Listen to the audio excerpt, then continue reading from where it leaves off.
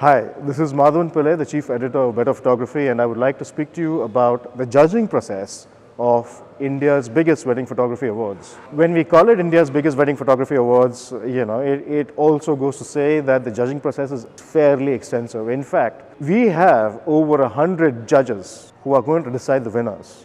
Once you send in the entries, all these entries will be looked at by over 100 judges.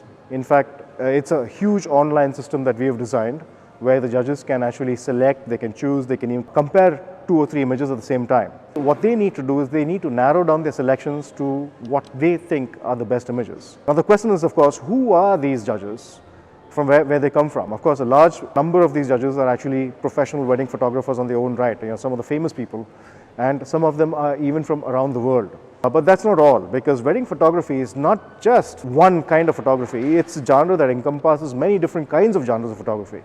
So we have eminent street photographers who are also judges, eminent portraitists also who are judges. But there is something very special that we thought about, especially when we began thinking about what wedding photography means to people. Who hires a wedding photographer?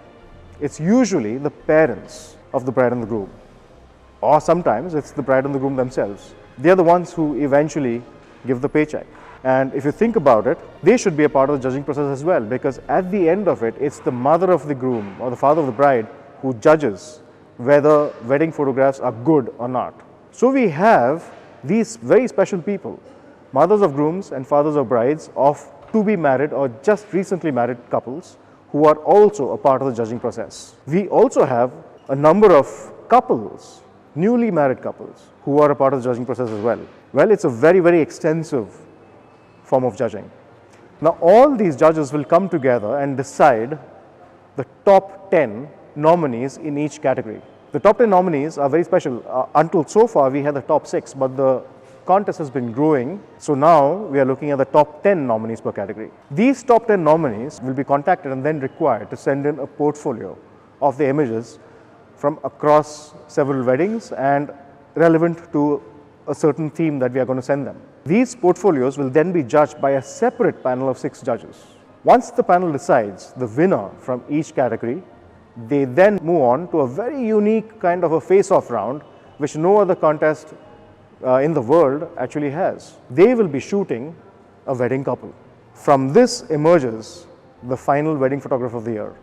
The top level of judging that we have is being done by Prakash Tilokani and Joseph Ruddick, 2 very, very eminent photographers. As you know, both these names in photography are significant when it comes to the world of wedding photography, and they will be looking at their portfolio submissions, what they have shot during the face-off, and they'll be speaking to them face-to-face in a small interview round to finally decide the title winner of Wedding Photographer of the Year.